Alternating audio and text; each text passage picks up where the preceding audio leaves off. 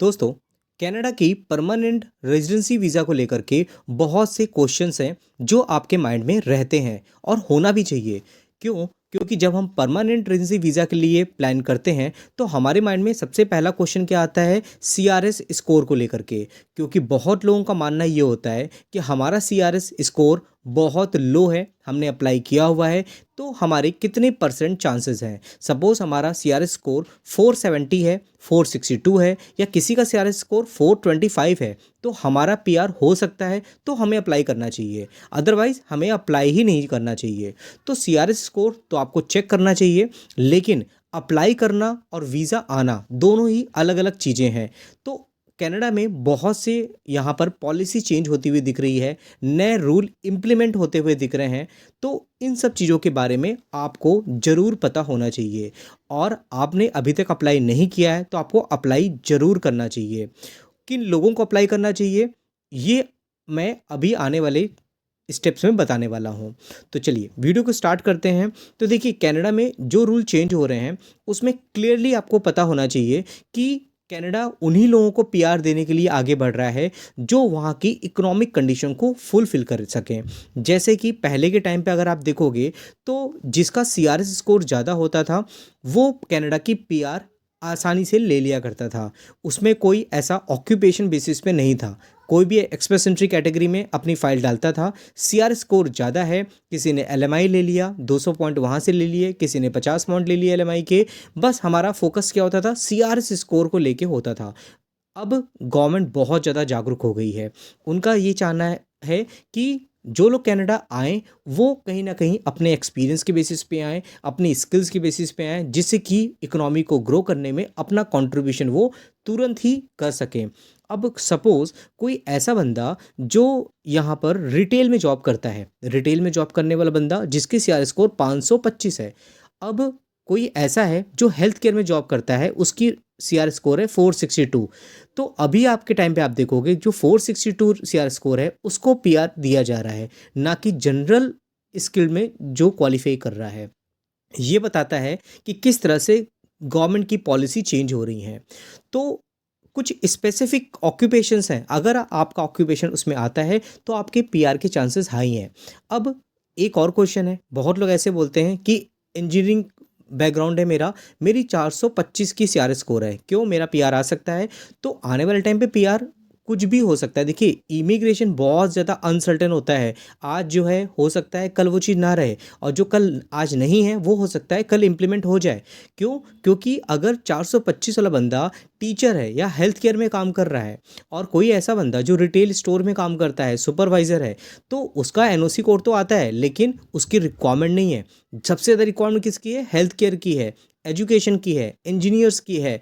तो यहाँ पर इनके चांसेस ज़्यादा हाई होंगे। अब अगर यहाँ न्यूज़ देखोगे, Canada announce fast track immigration pathway for H1B visa holder. H1B visa holder में कौन क्वालिफाई करता है आपको पता होना चाहिए। तो इंजीनियर्स होते हैं, रिसर्चर्स होते हैं, हेल्थ केयर वाले होते हैं, वो सब H1B वीज़ा में क्वालिफाई करते हैं। अब कहीं ना कहीं यूएस में पॉलिसी चेंज हुई है, वीज़ा फीस बढ़ी है, तो कनाडा की ओर लोग अट्रैक्ट हो, तो कहीं ना कहीं कनाडा यहाँ पर अपनी पॉलिसी को थोड़ा बहुत चेंज कर रहा है और उनके लिए एक अच्छा ऑप्शन देने की कोशिश कर रहा है। अभी भी आपके दिमाग में है कि मेरा सीआरएस स्कोर कम है तो मुझे अप्लाई नहीं करना चाहिए, सीआरएस स्कोर को नीचे आने का वेट करना चाहिए। तो अगर आप देखोगे, सपोज नीचे का सीआरएस 455 आता है, कट ऑफ नीचे जाता है, उसके बाद अब अप्लाई करोगे तो नेक्स्ट कट ऑफ में हो सकता है वो 450 ना आए, 462 आ जाए, वो 495 पहुंच जाए। तो अगर आपने अप्लाई करके रखा है, टाई ब्रेक रूल में भी एक कंडीशन होती है कि आप जितने पहले अप्लाई करके रखोगे तो ही आपके चांसेस बनेंगे। तो ये सब चीज़ें आपको पता होनी चाहिए। अगर आप देखोगे यहाँ पर गवर्नमेंट का प्लान 2026-2027 में बहुत क्लियर है। उन्हीं को गवर्नमेंट पीआर देने के लिए आगे बढ़ रही है जो कहीं ना कहीं हेल्थ केयर टेक्नोलॉजी में काम कर रहे हों, हेल्थ एजुकेशन में काम कर रहे हों, फ्रेंच प्रोफिशिएंट हों।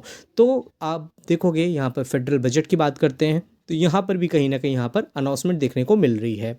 यहाँ पर स्किल्ड वर्कर देखोगे तो यहाँ पर जो हाईली क्वालिफाइड स्किल्ड वर्कर होते हैं जिनकी हाई डिमांड है, उन्हीं लोगों को यहाँ पर ऑप्शन दिया जा रहा है। अब 3 ऑक्यूपेशन हैं जिनके बारे में मैंने पहले बताया था, उनको भी यहाँ पे इंट्रोड्यूस किया जाएगा कैटेगरी बेस्ड ऑक्यूपेशन में। Health care, research, advance technology की बात करते हैं, ये कहीं ना कहीं यहाँ डिमांड में ज़्यादा देखने को मिल रहा है।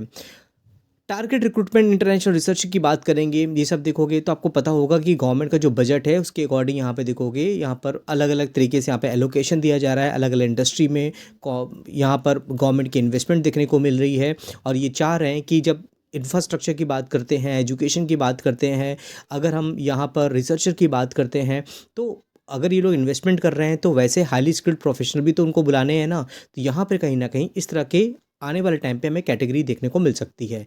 तो अगर आप एजुकेशन में हो, आप हेल्थ केयर में हो, साथ ही साथ अगर आप देखोगे हाईली यहाँ डिमांडफुल जो कैटेगरी की बात करते हैं यहाँ पर, तो उसमें आप देखोगे प्रायोरिटी कैटेगरीज यहाँ पे, तो आपको ट्रेड, स्किल ट्रेड भी है जिसका अभी तक एक बार यहाँ पर हमें आईटी आता हुआ दिखा है। हेल्थ केयर, स्टेम की बात करते हैं, साइंस टेक्नोलॉजी इंजीनियरिंग मैथ की बात करते हैं, फ्रेंच कैटेगरी की बात करते हैं, यहाँ पे ये आपके लिए ऑप्शन यहाँ पर ओपन हमें देखने को मिल रहे हैं। भविष्य में कुछ और भी इम्प्लीमेंट होता हुआ दिख सकता है। खासकर आप देखोगे तो लास्ट ईयर जो हमें इमिग्रेशन लेवल प्लान देखने को मिला था, उसमें जो प्रोविंशियल नॉमिनी कैटेगरी में जो हमें अलॉटमेंट देखने को मिली थी उसका डबल हमें इस बार देखने को मिल रहा है। अब प्रोविंशियल नॉमिनी कैटेगरी के थ्रू हर एक स्टेट चाहता है कि अपनी स्टेट को स्ट्रॉन्ग बनाना है, इकोनॉमिकली स्ट्रॉन्ग ग्रो करवाना है, तो कहीं ना कहीं उसको भी एलोकेशन दिया गया है। प्रोविंशियल नॉमिनी कैटेगरी के थ्रू हमें आने वाले टाइम पे और भी इन्विटेशन टू अप्लाई देखने को मिलेंगे। हालांकि अब अगर आप हेल्थ केयर में हो तो आपको मैं यहाँ पे दिखाता हूँ हेल्थ केयर में कौन कौन से ऑक्यूपेशन आते हैं।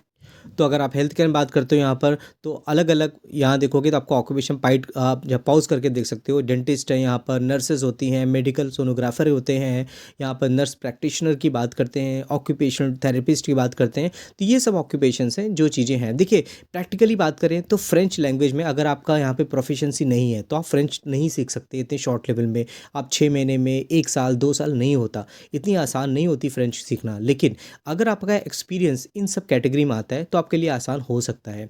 अब ट्रेड ऑक्यूपेशन में देखोगे तो ओंटारियो में जिन लोगों ने अप्लाई किया था वहाँ पे देखोगे सस्पेंड होता हुआ दिख रहा है। वो जो लोग कनाडा में रह रहे हैं तो उनके लिए भी ऑप्शन है, आप चाहो तो ट्रेड कैटेगरी में आप अप्लाई करके एक्सप्रेस एंट्री में रख सकते हो। अगर यहाँ पर आपकी रैंकिंग सही है, इन्विटेशन टू अप्लाई आता है, तो आपका नंबर यहाँ पे लग सकता है। ये बताने का पर्पस दोस्तों ये है कि बहुत लोग डाउट में हैं अभी भी कि मुझे अप्लाई करना चाहिए कि नहीं करना चाहिए। तो जब तक आप अप्लाई नहीं करोगे तो चीज़ों को आप सही से आइडेंटिफाई नहीं कर पाओगे। और यहाँ पे देखोगे सीआरएस स्कोर तो इम्पॉर्टेंट होता है, टाई ब्रेक रूल भी इम्पॉर्टेंट होता है। जितने पहले आप अप्लाई करके रखोगे तो कहीं ना कहीं अगर आपकी सीआरएस स्कोर मैच कर जाते हैं किसी और से तो आपको ज़्यादा बेनिफिट मिलेगा। प्रीवियस राउंड ऑफ इन्विटेशन की बात करोगे तो वो भी कहीं ना कहीं आपके लिए बहुत ज़्यादा सरप्राइज हो जाएंगी, क्योंकि अगर आप देखोगे हेल्थ केयर में 13,292 इन्विटेशन टू अप्लाई इस अभी देखोगे 2025 में आ चुके हैं यहाँ पर। तो काफ़ी बड़ी यहाँ पर हमें इनविटेशन टू अप्लाई देखने को मिले हैं। इवन लास्ट जो कट ऑफ आया था 3500 आईटीए इशू होते हुए दिखे थे हेल्थ केयर में। अगर हम डेटा की बात करते हैं तो देखिए प्रोविंशियल नॉमिनी पीएनपी में 21 बार ड्रॉ हमें आता हुआ दिखा है। कैनेडियन एक्सपीरियंस प्लान क्लास में देखेंगे तो 12 बार ड्रॉ आया है। फ्रेंच लैंग्वेज देखोगे 7 बार आया हुआ है। और हेल्थ केयर में देखोगे 6 बार, एजुकेशन में 2 बार, ट्रेड में देखोगे तो 1 बार देखने को मिला है। यहाँ पर आईटी कितने इशू होते हुए देखे हैं, फ्रेंच में देखोगे 36,000 आईटी आए हैं। सीईसी में देखोगे 23,000, हेल्थ केयर में देखोगे 13,200, प्रोविंशियल नॉमिनी में 7,900, जो नेक्स्ट ईयर हमें और बढ़ते हुए दिख सकते हैं प्रोविंशियल नॉमिनी में। एजुकेशन, ट्रेड, आपको ये सब चीज़ें देखने को मिल रही हैं। टोटल अभी तक देखोगे यहाँ पर 2022-25 की बात करते हैं यहाँ पर, तो एक्सप्रेस एंट्री के थ्रू 85,723 आईटीए हमें इश्यू होते हुए दिखे हैं। तो ये सब दोस्तों मैं आपसे क्यों शेयर कर रहा हूँ, बताने का पर्पस साफ है कि अगर आप किसी भी कैटेगरी में क्वालिफाई करते हो, अगर आपको ये भी नहीं पता किस कैटेगरी में आप क्वालिफाई करते हो, तो नीचे दिए गए नंबर पे आप मुझे अपना रेज्यूमे शेयर करो। अगर आप कनाडा पीआर अप्लाई करना चाहते हो तो मैं आपका असेसमेंट करूंगा, फ्री ऑफ कॉस्ट होता है वो। अगर आप क्वालिफाई कर रहे होगे तो पूरा पीआर प्रोसेस करवाने में मैं आपकी यहाँ पर आपको हेल्प कर सकता हूँ।